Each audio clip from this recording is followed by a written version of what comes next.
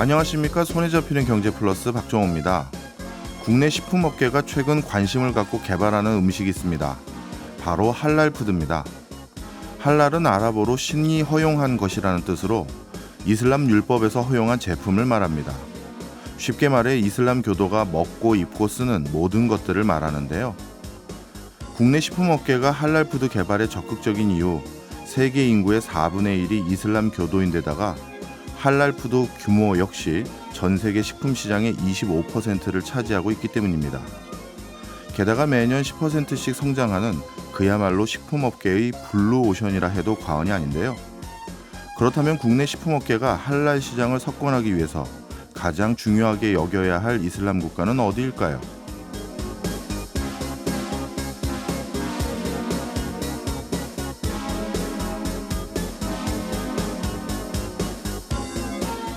정답은 인도네시아입니다.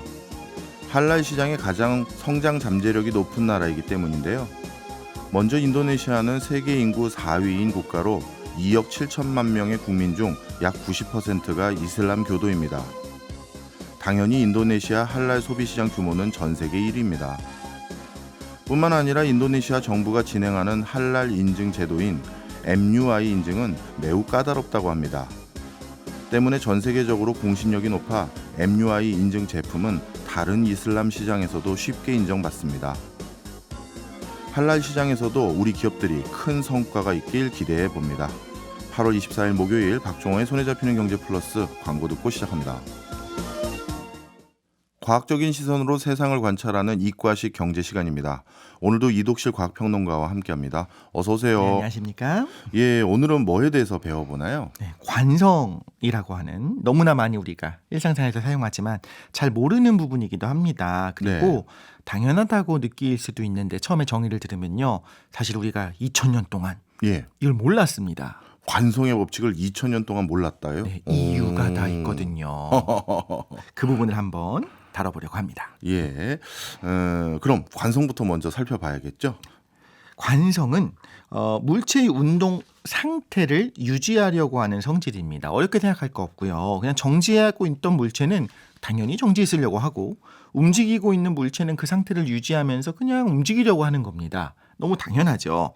그런데 만약에 물체의 운동 상태를 변화시키고 싶다. 즉 속도를 빠르게 하고 싶거나 느리게 하고 싶거나 정지하게 하고 싶거나 정지하고 있는 물체를 움직이려고 하면 그때 힘이 필요한 겁니다. 약간 농담을 섞자면 공부하느라 힘들다. 거짓말입니다. 공부할 때는 운동 상태가 변하지 않기 때문에 힘이 가해지지 않은 거고요. 또 하나 생물학적인 말씀을 드리자면 저 공부하느라 머리가 깨질 것 같아요. 거짓입니다. 공부하다가 머리가 깨지는 경우는 없습니다. 수능 100일 앞두고 거의 100일 됐죠 이제? 네, 뭐 아주 수험생들에게 열받는 소리를 하세요. 네, 머리 안 깨집니다. 그런데 이제 당연하게 느껴져요. 힘을 가해야 그러니까 물리적으로 무언가 상호작용이 있어야지만 운동 상태가 변하는 게 당연하게 느껴지는데 문제는 요거를 2000년 동안 몰랐다는 겁니다. 서구 사회에서요. 그거는 아마 서양의 바보 같아서 머리가 나빠서 그럴 리가 없지 않습니까? 뭔가 굉장히 합리적이고 직관적인 이론이 있었다는 뜻입니다. 네, 그렇군요. 야, 벌써 수능이 84일 남았다고 우리 작가님이 찍어주시네요. 그러네요. 자, 그러면 학창 시절에 배웠던 이 관성, 우리는 어떻게 보면 너무 일찍 중요한 과학 이론이니까 배웠는데 과거에는 이 관성을 도대체 왜 몰랐나요? 그게 너무 당연한 말씀을 하나 드려볼게요. 마차가 움직입니다. 과거에요. 누가 했기 때문일까요? 말이 끌어서겠죠. 그렇죠. 배가 움직인다. 가만히 움직이지 않습니다. 바람이 끌죠. 그렇죠. 바람이 밀기 때문에 사람이 움직인다. 이건 뭐 다리 아닌가요? 그렇죠. 다리가 걷기 때문인 거잖아요. 물체가 움직인다면요. 움직이게 하는 원인이 있습니다. 기동자라는 게 반드시 있어야 되는 거예요. 더 자세히 살펴보자면 운동은 두 가지가 있습니다. 강제로 움직이게 할 수도 있고 자연스럽게 움직이는 것도 있습니다. 강제 운동은 당연히 외부에서 지속적인 힘이 가해져야 되고 자연스러운 운동은 본성 때문에 일어나는데 이 본성이라는 게 기가 막힙니다. 자, 세상은 무엇으로 이루어져 있느냐? 물, 불, 공기, 흙. 네 가지 원소로 이루어져 있습니다. 그리고 이 모든 것들이 적당한 비율로 섞여 있는 거예요. 그런데 물이랑 흙은요. 본디 무거워요. 성질이. 물이 아래로 흐르지 않습니까? 그렇죠. 흙을 공중에 뿌려도 아래로 떨어지지 않습니까? 원래 그렇습니다. 그래서 땅으로 본디 무겁기 때문에 땅으로 돌아가려고 하는 성질이 있고요. 불과 공기는 원래 본디 가볍습니다. 예. 즉 상승하려고 하는 거죠. 불 캠프파이어 해보셨죠? 예. 불꽃이 위로 올라가죠. 거꾸로 타는 보일러가 아니라면 불은 항상 위로 타야 됩니다. 예. 원래 그런 겁니다. 그럼 사과가 왜 땅에 떨어지는지는 당연한 겁니다. 예. 사과를 키워보셨습니까? 흙에다가 네. 사과 씨를 심고요. 물론 묘목을 하겠지만 물을 주면 자라죠. 예. 사과는 뭘로 이루어졌냐면 물과 흙으로 이루어져 있는데 음. 둘 다 원래 본디 무거운 성질인 겁니다. 그러면 사과를 잡아주는 줄기에서 끊어진다면 본성에 따라서 원래 자기 모습으로 즉 아래로 떨어지려고 하는 그런 성질이 있는 겁니다. 네. 너무 설득력 있죠. 왜냐하면 예. 본능적으로 본성에 따라 본래의 모습으로 돌아가려고 하는 거다. 왜? 그게 가장 안정적이기 때문인 겁니다. 네. 근데 여기서 하나의 어려운 난제가 나와요. 화살입니다. 화살. 화살. 화살은 분명히 활 시위에 걸었다가 표 하고 쏘게 되면 가속을 하다가 공중에 떠서 날아가잖아요. 네.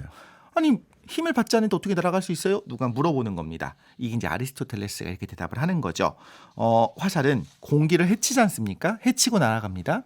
그럼 앞에 있는 공기를 해치면 그 공기가 어디로 가냐면 화살 뒷공무니로 가서 엉덩이를 밀어주는 겁니다. 동그랗게 돌면서. 예. 그래서 공기가 밀어주기 때문에 가벼운 공기가 밀어주니까 어느 정도는 날아가는 거고 예. 그러나 결국 화살도 나무와 금속 촉이 있잖아요. 본성에 따라서 땅으로 떨어지는 겁니다. 그리고 당연하게도 무거울수록 더 강하게 자기 위치로 돌아가려고 하는데요. 네. 돌이랑 깃털을 동시에 떨어뜨려 보신 적이 있으실까요? 뭐 그건 안 떨어뜨려 봐도 결과를 알죠. 그렇죠. 돌이 먼저 떨어집니다. 그럼요. 더 많은 본성이 있기 때문에 그런 네. 거죠. 그런데 이제 이런 질문은 나와요. 달이랑 별은요? 해달별은요? 얘네들은 떨어지지 않고 계속 움직이는데요? 그럼 이렇게 얘기할 수 있는 거죠. 그분들은 구성 요소가 달라요. 그래서 달 윗세계, 달 위쪽을 천상계라고 부르고요. 달 아랫세계, 달 밑세계를 지상계라고 구분을 합니다. 네. 지금까지 말씀드린 것이 아리스토텔레스의 생각이고요. 예. 그럴듯한 겁니다. 우리의 삶에 있어서 요거를 반박하기가 참으로 어려운 건데 사실 이제 흥미로운 상상을 한번 해볼 수가 있어요. 타임머신을 타고 예. 과거로 갑니다. 그래서 의기양양하게 이런 주장을 하는 분들을 만났을 때 우리가 반박을 해야 돼요. 아니야, 그럴 리가 없고요. 세상은 원자로 이루어져 있고 원소들로 이루어져 있고 또 이런 뭐 관성이라는 게 있어를 주장을 해야 되는데 어떻게 증명을 하겠는가? 사실 그때는 유리로 된 실험 도구도 없죠. 온도계도 없죠. 시계도 없습니다. 예. 심지어 갈릴레이가요. 시간을 어떻게 쟀냐면 자기 맥박으로 쟀어요. 몇 초가 지났는지를 잴 때 맥박으로 했어요. 예. 왜냐하면 그런 초시계가 없었기 때문인 그렇죠. 거거든요. 물론 진자를 가지고 생각할 수 있겠지만 맥박으로 했다는 이야기가 있습니다. 그 정도로 그 당시 사람들한테 이게 틀렸다라고 얘기하기는 쉽지 않고 사실 2000년 동안 이 이론이 퍼졌던 이유는 정말 그럴듯하기 때문인 겁니다. 아리스토텔레스는 세상을 물, 불, 공기, 흙으로 설명했고 네. 그 물건들은 본성에 그 더 가까워지려는 형태로 움직임 또는 상태가 바뀐다 이런 식으로 정리를 했는데 네. 이거를 우리가 아는 좀 더 현대적인 방식으로 관성 이거를 발견한 사람은 누구로 꼽을 수 있을까요? 그 유명한 갈릴레이입니다. 아. 갈릴레이가 사고 실험을 하거든요. 예. 그래서 이렇게 반박을 합니다. 이거 기가 막혀요. 자, 1kg의 납과 10kg의 납을 연결을 했어요. 네. 그 다음에 떨어뜨립니다. 예. 그러면 10kg이 더 무겁겠죠. 예. 그러니까 더 빨리 떨어져야겠죠. 예. 아리스토텔레스 말대로라고 예. 하면. 그런데 1kg은 가벼우니까 더 천천히 떨어져야 됩니다. 예. 근데 연결을 해놨잖아요. 예. 그래서 10kg짜리 납이 막 떨어지려고 하는 걸 뒤에서 1kg짜리가 같이 가. 그러면서 예. 끌어당기는 겁니다. 예. 그럼 속도가 어떻게 될 거냐면 중간 정도 속도로 떨어져야겠죠. 10kg이 떨어지는 것보다는 느려져야 됩니다. 예. 1kg짜리 위에서 당기니까. 그런데 다르게 생각해 보자면 결국엔 두 개를 연결했으니까 11kg의 납이 된 거거든요. 예. 그럼 처음보다 무거워졌잖아요. 예. 그럼 더 빨리 떨어져야 되는 겁니다. 그렇네요. 모순이 있네요. 그렇죠. 예. 그렇기 때문에 이런 사고 실험을 통해서 모순을 밝혀내는 거죠. 자, 두 번째, 경사면에 예. 자, 우리가 머릿속으로 생각해 볼게요. 구슬을 한번 굴리는 상황을 생각을 해볼게요. 네. U자면으로 경사면을 만들었습니다. 그쪽에 한쪽에다가 구슬을 떨어뜨리면 당연히 구슬이 굴렁굴렁굴렁 이게 굴러가다가 이런 소리가 나는 건 아니겠지만 네. 반대쪽 끝까지 올라가겠죠. 네. 그다음에 다시 왔다 갔다 이렇게 될 겁니다. 그런데 한쪽은 U자긴 한데 한쪽이 완만하게 돼 있으면 어디까지 갈 것이냐. 결국엔 비슷한 높이가 될 때까지 구슬이 굴러가게 될 겁니다. 네. 실제로는 마찰이 있으니까 거기까지는 못 가겠지만 네. 기본적으로는 좀 더 멀리 굴러가더라도 결국엔 그 위치까지 올라와야 됩니다. 그럼 이제 이런 생각을 하는 거예요. 니은자 모양으로 만들었어요. 위로 안 올라옵니다. 네. 그럼 구슬이 굴러가서 내려왔습니다. 그런데 위로 안 올라가요. 언젠가 올라갈 때까지 계속 굴러가지 않을까요? 마찰이 없으면 그래야 되는 거 아닌가요? 그렇겠죠. 예. 그래서 이렇게 사고 실험을 통해서 접촉 기동자가 없어도 계속 굴러갈 수 있겠구나라는 생각을 갈릴레이가 한 거죠. 예. 근데 사실 갈릴레이는 원운동이 완전한 운동이라고 생각해서 이것도 철학적인 겁니다. 그래서 천상계를 보면 얼마나 아름답고 조화로운 원운동을 하고 있습니까? 그래서 접촉 기동자가 없는 그 구슬이 계속 굴러가는데 어디를 굴러가냐면 지구를 굴러가잖아요. 네. 그래서 지구는 둥그니까 자꾸 굴러가면 온 세상 어린이들을 다 만나고 결국엔 나의 뒤통수를 탁 치게 되겠죠, 구슬이. 그래서 사실 갈릴레이가 생각했던 거는 관성은 맞는데 관성의 개념은 맞습니다만 네. 직선 운동이 아니고 결국엔 원운동을 원운동. 하게 된다. 왜냐하면 원이 아름답고 안정적이고 본질적인 운동이다라고 생각을 했기 때문인 거죠. 사실 갈릴레이의 관심은요 천체였어요. 그래서 천체의 운동, 왜 해달별이 원운동을 할 수밖에 없는가, 이런 것들을 뭘 가지고 설명하냐면 이렇게 관성을 갖고 설명한 거죠. 네. 이 관성을 통해서 어떻게 보면 하늘에 있는 별들이 계속해서 빙글빙글 도는 게 결국 영원히 움직이는 그 힘의 원리를 관성으로 설명하려고 했던 거군요. 맞습니다. 자, 그렇다면 누가 관성의 법칙을 지금 모습처럼 아주 깔끔하게 정리했다고 봐야 될까요? 바로 그 유명한, 제가 생각할 때 인류 역사상 천재인 뉴턴입니다. 뉴턴이 프린키피아라고 하는 자연 철학의 수학적 원리라고 하는 위대한 저서를 내요. 그때 네. 과학이란 말이 없었고 자연 네. 철학이었거든요. 이걸 통해서 운동 법칙을 정리하는데 제1법칙이 관성의 법칙, 2법칙이 가속도의 법칙, 3법칙이 작용 반작용인데 이거는 뭐 다음에 다룰 기회가 있으면 해보겠습니다만 네. 우리가 알고 있는 그 관성이 뉴턴에게 집대성이 된 거고요. 만류인력을 통해서 사과가 땅에 떨어지는 거나 달이 지구를 도는 거나 똑같은 거다라고 하는 그 우주 만물의 모든 것을 지배하는 법칙을 발견한 거. 그래서 네. 천상계와 지상계의 구분을 없앤 것도 뉴턴인 겁니다. 그렇군요. 이 관성으로 나타나는 현상에는 그러면 우리가 어떻게 보면 시각적으로 볼 수 있는 것들요. 어떤 게 있을까요? 예를 들면 질량이 도대체 뭐냐, 무거운 건 뭐고 가벼운 건 뭐냐를 이야기할 때 반대로 질량이 크면요 관성이 크거든요. 예. 그래서 운동 상태를 바꾸기가 어렵습니다. 그래서 질량은 어떻게 이야기해도 되냐면 관성이 얼마나 큰가를 질량이라고 이야기를 해도 돼요. 관성과 질량이 비례한다 생각하면 되는군요. 맞습니다. 그래서 제가 질문을 하나 드려볼게요. 우주에 올라갔습니다. 언젠가 같이 갈 일이 있겠죠. 둥둥 떠 있습니다. 무중력 상태가 돼서 예. 물건들이 둥둥 떠 있는데 하나는 진짜 무거운 볼링공이고요. 예. 하나는 가벼운 플라스틱인데 볼링공인 것처럼 겉모습을 이렇게 코팅을 했어요. 예. 자, 이거 둘 다 둥둥 떠 있습니다. 예. 이걸 뭐가 무거운 건지 구분을 하라고 드리면 어떻게 구분하시겠어요? 힘을 가해봐서 네. 얼마나 잘 움직이는지 잘 안 움직이는지 가지고 판단하면 되지 않을까요? 정확합니다. 예. 이제 우리가 생각을 해봐도 둥둥 떠 있지만 예. 딱 들고 그 공을 예. 막 흔든다고 생각해 보세요. 예. 볼링공 그렇게 하면 손목 나갑니다. 어. 아무리 둥둥 떠 있지만 예. 관성이 크기 때문에 운동 상태를 바꾸기는 어렵고 플라스틱 뭐 이렇게 스티로폼은 쉽게 되는 거죠. 두 번째는 조금 재미있는 질문인데 네. 헬륨 풍선을 들고 이제 둥둥 떠 있겠죠. 예. 버스를 탔습니다. 예. 버스가 급브레이크를 끽 하고 밟았어요. 예. 그때 버스 손잡이는 어디로 쏠리죠? 그 가려던 그 방향으로 더 그렇죠. 가려고 당연히 하죠. 앞쪽으로. 그런데 헬륨 풍선은 어디로 쏠릴까요? 그거는 공중에 떠 있으니까 뒤로 가겠군요. 왜 그럴까요? 원래 그냥 공중에 있었던 그 위치를 유지하려고 한 거 아닌가요? 관성 때문인데 네. 어떤 관성이냐면 버스 안에 있는 공기도 똑같이 관성했습니다. 둘 중에 누가 더 공기랑 헬륨이랑 뭐가 더 무겁죠? 그러면 공기가 더 무겁죠. 그렇죠. 예. 그래서 공기가 이기는 겁니다. 그래서 둘 다 앞으로 막 나가려고 해요. 관성 예. 때문에. 근데 더 무거운 공기가 관성이 더 크니까 헬륨을 뒤로 밀어버리면서 밀고. 자기가 앞으로 나가는 겁니다. 음. 그래서 이런 신기한 현상들도 생각해 볼 수 있다라는 거죠. 그렇네요. 회전 관성이라는 것도 있어요. 이건 그건 관성 뭔가요? 모멘트라고 하는데 물리적으로는 관성이랑 조금 다르지만 예. 우리가 개념 이해를 하기 위해서는 회전 관성을 같이 다뤄도 좋은데 어떤 물체가 그냥 회전을 할 때 회전도 변화시키기가 어렵습니다. 예. 회전하는 거를 갑자기 멈추게 하는 것도 어렵고요. 그래서 예를 들면 관성의 크기는 직선 운동을 변화시키기가 어려운 정도로 우리가 관성이 크다라고 얘기하거든요. 회전하고 있는 물체를 변화시키기가 어려운 정도로 우리가 회전 관성이라고 할 수가 있어요. 네. 그래서 흥미로운 거 하나 말씀을 드리면 자동차 좋아하시는 분들이 이제 그 알루미늄 휠을 큰 거를 달려고 해요. 튜닝도 하고 하면서. 휠이 크면요. 상대적으로 타이어의 그 고무 부분은 얇아질 수밖에 없겠죠. 예. 그렇게 되면 휠이 작아지게 됐을 때는 반대로 그 타이어의 고무 부분이 커질 거고 두꺼워질 거고요. 뭐가 더 멋지다라고 보통 얘기하냐면 휠이 큰 걸 멋지다고 얘기합니다. 예. 그래서 그 고무 부분이 얇은 걸 더 멋지다고 보통 얘기를 하거든요. 예. 그런데 어떤 차가 더 기동성 있게 급하게 출발도 할 수 있고 가속도 더 잘하는 차는 어떤 차일까요?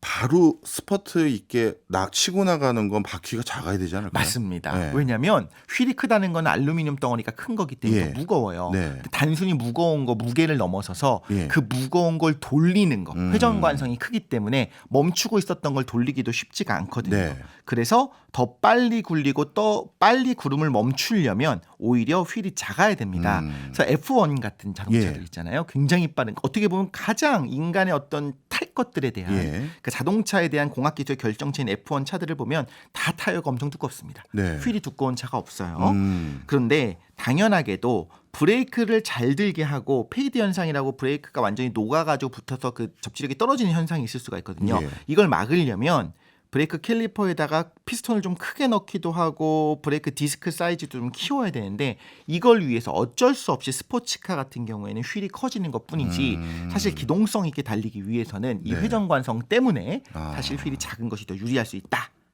네, 이 부분을 알면 우리가 오히려 튜닝을 할 때 적절하게 할 수 있겠죠. 그렇네요. 뭔가 이렇게 관성이라는 걸 잘 이해를 하면 우리 주변에서 일어나는 여러 가지 현상들이나 아니면 내 생활 속에 많은 것들을 활용할 수가 있네요. 네. 이제 경제 쪽의 관성도 궁금하시죠? 네, 궁금합니다. 정말 궁금한 거 맞으시죠? 아우 너무 할 말이 많을 것 같아서요. 예, 사실 그 과학 법칙은 이렇게 가치 중립적이잖아요. 관성이 나쁘고 좋은 게 아니지 않습니까? 그렇죠.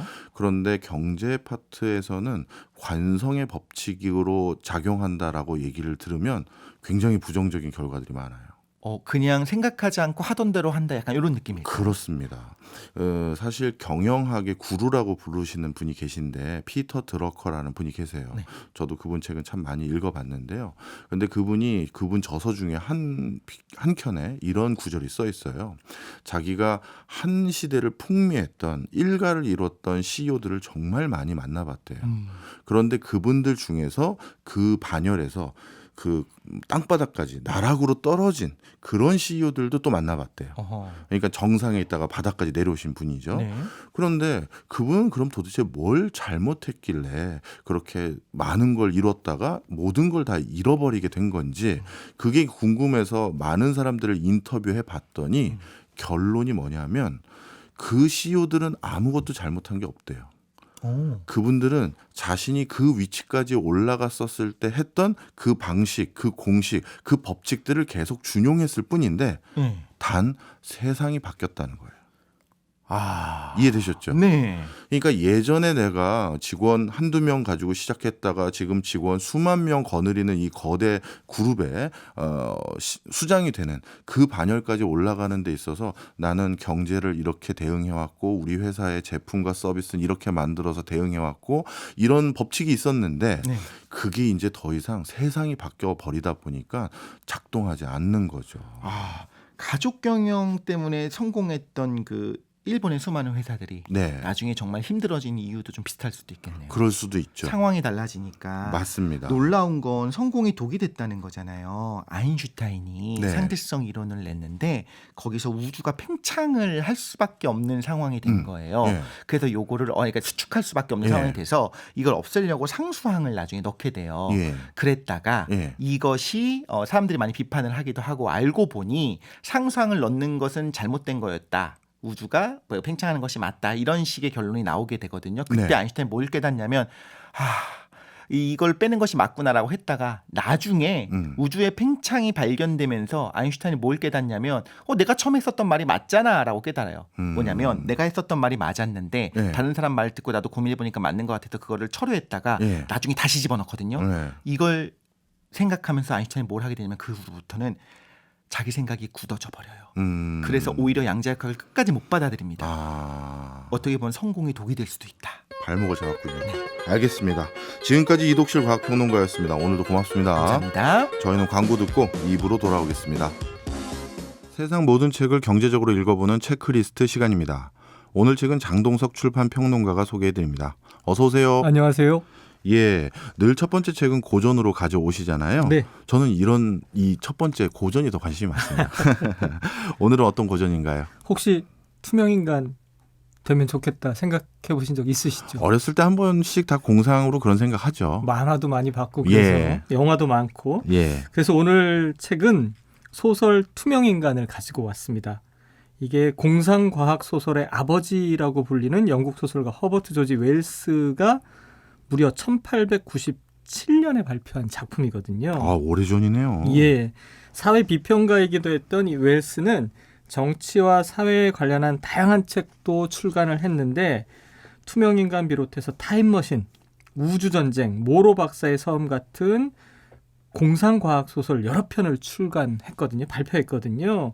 그래서 공상과학 소설의 아버지 혹은 공상과학 소설의 창시자 이렇게 불리고 있는 거죠. 저도 어렸을 때 제일 좋아하는 장르 중에 하나가 공상과학 소설이었는데 이분이 그 창시자로 불리워지는 분인지는 몰랐습니다.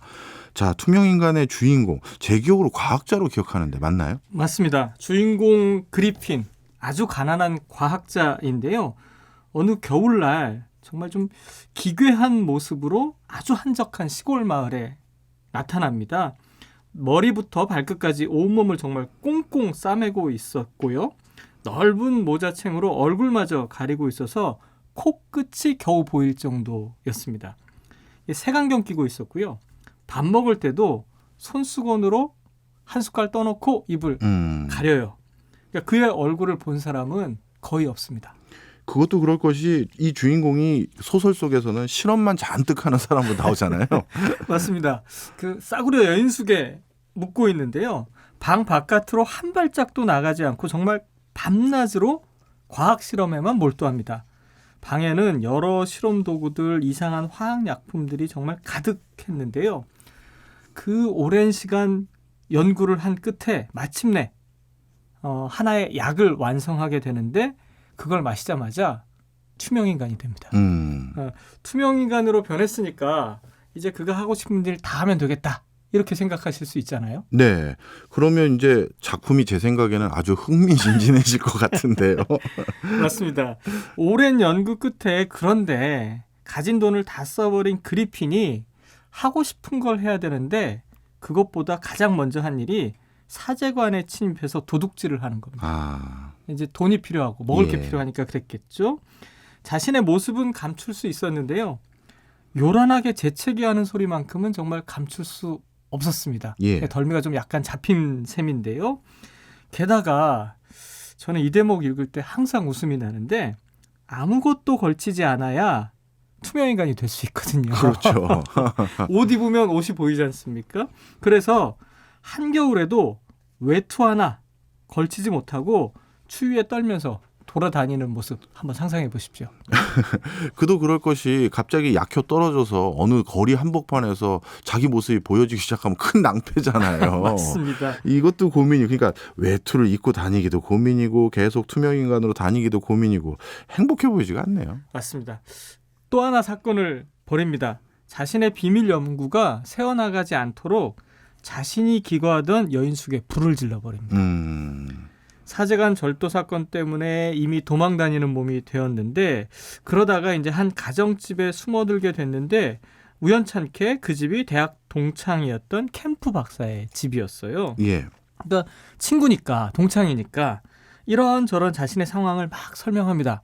그리고 난 투명인간이 됐으니까 내 힘으로 정권을 잡을 수 있고 공포정치할 수 있다.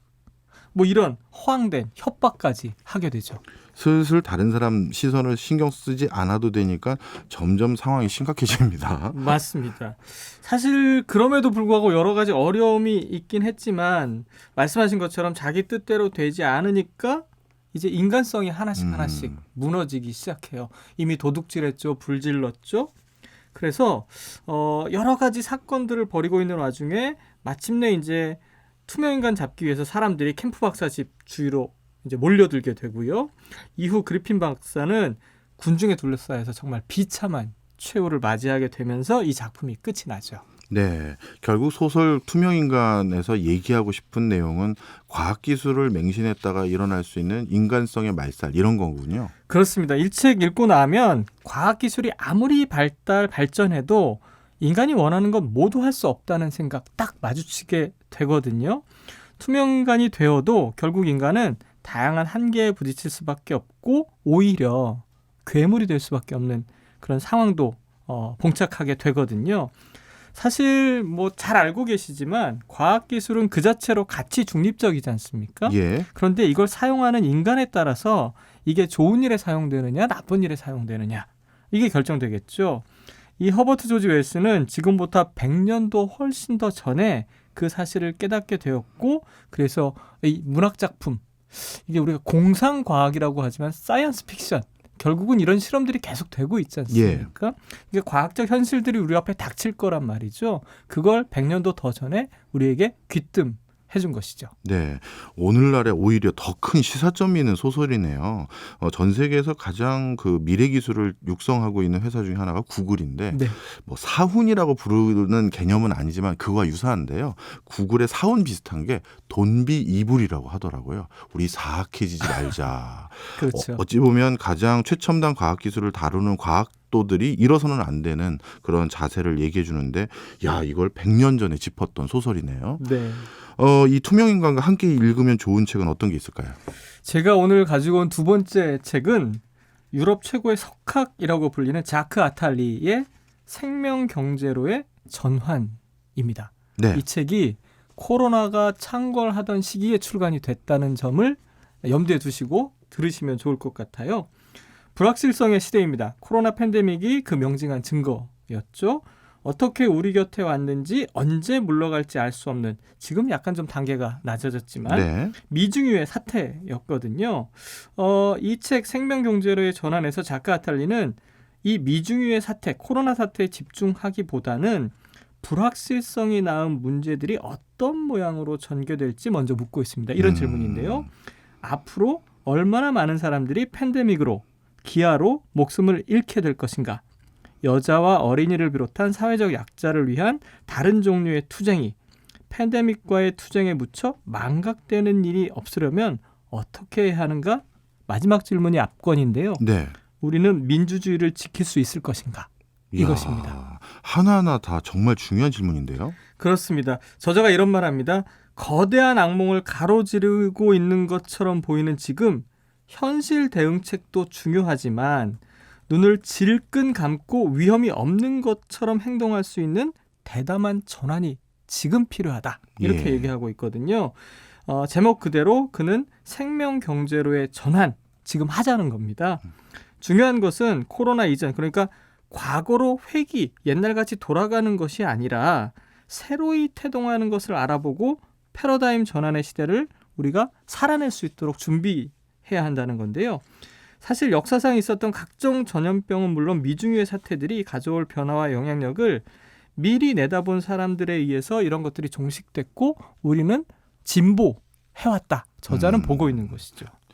저자가 코로나19 때문에 이 책을 썼다면 당연히 우리나라를 언급 안 할 수 없을 것 같은데요. 맞습니다. 사실은 코로나 팬데믹 그 대처에 기민했다라고 이제 평가하고 있는데요. 책 곳곳에서요. 그렇습니다. 오. 미리 전략 수립했고 여론 설득했고 진단검사 키트와 마스크 생산에 뭐 초기에 좀 어려움이 있었지만 이런 어떤 다양한 노력들 덕분에 사회 전체가 잠정적인 무덤 속에 갇히는 국면은 피할 수 있었다라고 평가를 하고 있거든요. 예. 한국은 온 국민을 격리하지도 않았고 경제를 완전히 멈추지도 않았다라고 얘기하면서 다양한 국가 사례들을 이제 함께 제시하고 있는데요.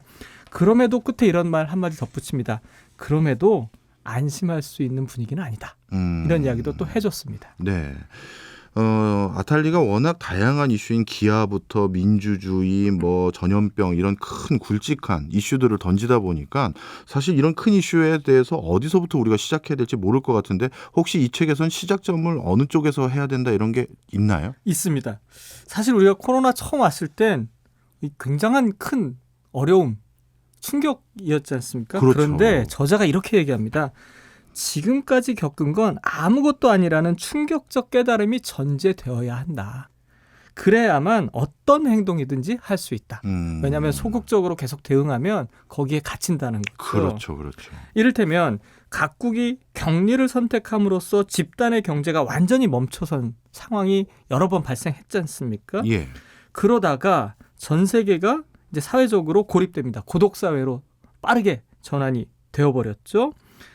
그는 이것을 고독 속에서 쇠퇴하는 사회라고 명명하면서 이러한 사회의 도래로 인해서 사회적, 경제적, 문화적, 정치, 생태적 대가는 지금도 이미 그렇지만 앞으로는 훨씬 더 늘어날 것이다. 우리가 지금 코로나가 종식되지는 않았지만 어쨌든 자유로워진 분위기 속에서 완전히 있고 지금 또다시 옛 모습으로 돌아가고 있는 경향들이 있거든요. 그걸 우려하고 있는 거예요. 네. 이전 시대로 돌아가는 것, 그건 환상. 이렇게 얘기하면서 이 죽음의 경제를 탄생시킨 모든 것을 다시금 끌어안게 될 테니까 그렇게 해서는 절대 안 된다라고 말하고 있습니다. 세부적인 해법도 제시한 게 있을까요? 예. 생명 경제로의 전환에 가장 중요한 것은 정치가 본질을 회복하는 일이다라고 얘기하고 있습니다. 회복해야 할 정치의 본질이라는 건 이런 겁니다.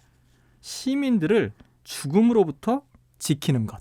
그러니까 코로나 팬데믹 사태에서 죽음은 정말 한없이 가벼워졌지 않습니까? 네. 모든 사람이 지극정성은 원하지 않아도 최소한의 예를 갖춘 죽음을 기대했는데 팬데믹 상황에서 죽음은 그것조차 불가능했습니다. 전 세계 여러 곳에서요. 예. 코로나로 인한 죽음뿐만 아닙니다. 국민의 생존과 안녕을 저자는 이렇게 표현하는데요. 거대 글로벌 제약회사 등의 그것에 지배당하고 있는 그런 상황에서는 이 생명 경제로의 전환은 고사하고 임박한 파국도 피할 수 없다. 거기다 기후온난화. 이 문제만 놓고 보더라도 가장 큰 위기 속에 우리가 경랑을 만나고 있다라고 진단하고 있는 셈입니다. 네, 워낙 세계적인 석학이다 보니까 아주 기술적인 그리고 아주 세부적인 전술 전략을 제시하기보다는 어찌 보면 큰 본질적인 진단을 하고 있는 느낌이 확 드네요. 맞습니다. 이런 것들이 오히려 우리에게 큰 숙제를 더 안겨주는데. 그가 이렇게 말하는데요. 우리가 여기에 대해서 확실하게 경계하지 않으면 모든 지성과 저항력을 동원하지 않는다면 그 어떤 바람직한 결과도 얻지 못할 것이다. 그러니까 아탈리는 각성된 시민의 역할이 필요하다 이렇게 말하면서도 현대의 삶의 방식을 보건대 이미 우리가 막지 못했던 사태, 코로나 같은 것들 혹은 핵 위기 같은 것들 이런 것들이 결국은 각성된 시민들로부터 어떤 해법들이 제시되는 방식을 추구해야 한다고 보고 있어요. 지금이라도 우리가 살아가는 방식, 우리가 소비하는 방식에 대해서 진지하게 재고해보자. 거기서부터 생명 경제로의 전환이 시작된다. 단언하고 있습니다. 네, 이런 일련의 주장들을 생명 경제라고 명칭을 정한 그 이유는 뭘까요? 사실은 그 점에서 보자면 예. 국가가 할 일이 있고 시민사회가 할 일이 있는 그 지점을 이제 파고들고 있어요. 그러니까 국가와 어떤 개인의 가계가 공이 수입에 적지 않은 부분을 건강하게 할애할 준비를 서둘러야 한다는 건데요. 예. 이런 것들이 각 가정에서부터 각 개인에서부터 사회, 국가까지 세계까지 이어져 가야 생명 경제로의 전환이 가능하다고 보고 있기 때문입니다. 예, 국가가 공중보건 관련한 인력을 대폭 증원하는 일이 무엇보다 시급한데 기업과 대학은 또 연구 공동체 만들어서 함께 이 위기를 돌파해야 하는데 다 각자 도생하면서 자기만의 길을 가지 않습니까? 예. 이런 것들이 생명 경제로의 전환을 막고 있다라는 거예요. 그러니까 이미 오래전부터 우리는 생명 경제로의 전환을 계속 얘기해 왔지만 기업과 사회가 국가가 이것들을 막고 있는 형국이었다라고 보고 있는 것이죠. 네. 사실 그 점에서 우리가 코로나 때 대도시들 가장 취약했던 부분들이 사실상 드러났거든요. 예. 가장 경제적이고 활력이 넘치는 곳이라고 생각했지만 코로나라는 어떤 전염병에서 대도시가 가장 위험한 곳이다라는 것들을 우리가 알게 되었어요. 그러니까 생명 경제로 전환하려면 분산해야 한다. 이런 해법도 제시하고 있고요. 그러니까 분산할 곳에 들어갈 새로 짓게 되는 모든 건물은 뭐 이런 것들은 아주 구체적입니다. 탄소 에너지 중립 방식을 채택해야 한다. 이런 방식으로 지방 소멸도 막고 분산해 가면서 거대한 위기에도 대응해야 한다라고 보고 있는 것이죠. 네. 말씀을 듣고 보니까 지금 우리 사회에서 꼭 읽어봐야 될 책 중에 하나인 것 같아요. 가장 우리 올해 문제가 저는 키워드로 그걸 선정했거든요. 분노. 묻지마 뭐 살인이라든가 폭행. 그런데 이분이 말씀해 주셨던 게 지금 국가와 가계가 수입에 적지 않은 부분을 건강에 할애해야 된다라는데 정신건강도 중요한 거잖아요. 그게 결국 이제 교육과 그렇죠. 있지 않습니까? 네. 그런 면에서 보자면 새로운 교수법 역량을 향상시켜서 그러면 그렇게 하기 위해서는 누구를 지원해야 된다? 교사들을 지원해야 한다는 거예요. 사실은 한국 사회에서 또 전 세계에서도 마찬가지인데요. 교사에 대한 처우와 여러 가지 대우들이 어려운 것 최근에 여러 가지 일련의 사태에서 나타나지 않습니까? 그것도 그렇네요. 예. 그러다 보니까 젊은 세대를 새로운 사회로 나아갈 수 있는 그 교육의 주체들이 사실은 무너지는 것을 먼저 막아야 한다라고 저자는 보고 있고요. 그런 점에서 본다면 저자가 이제 서문에서 한 말인데요. 우리 모두에게 너무나 자주 쏟아졌던 거짓과 어림짐작과는 거리를 두고서 바라건대 최대한 설득력 있는 방식으로 우리 사회를 이끌어 나가야 한다라고 이제 저자는 얘기하고 있어요.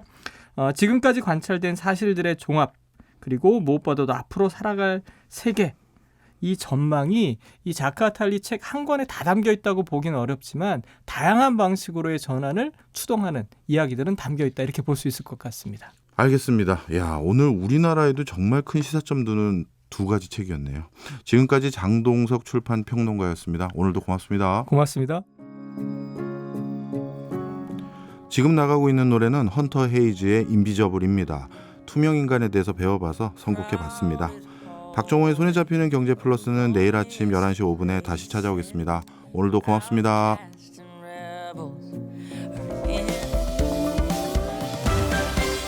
경제 생활의 플러스가 되는 아주 경제적인 시간. 박정호의 손에 잡히는 경제 플러스.